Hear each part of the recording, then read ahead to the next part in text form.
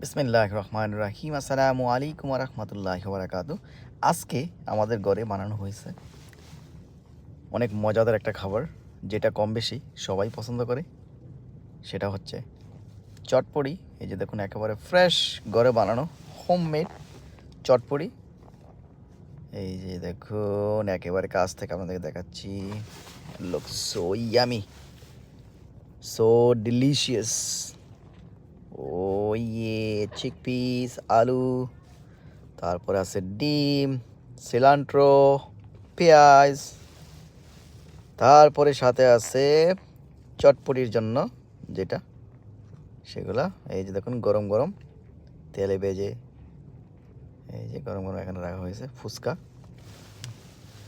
এবং সাথে আছে হোমমেড পেঁয়াজু, মচমচে কুরকুরে পেঁয়াজু, খেতে খুবই মজা। যেটা আমরা ইফতারির সময় সবচেয়ে বেশি রমজানে খাওয়া হয়, আর আমরা মাঝে মধ্যে আমাদের ঘরে বানানো হয়। ইয়ামি, আলহামদুলিল্লাহ। ভালো থাকবেন সবাই, আল্লাহ হাফেজ।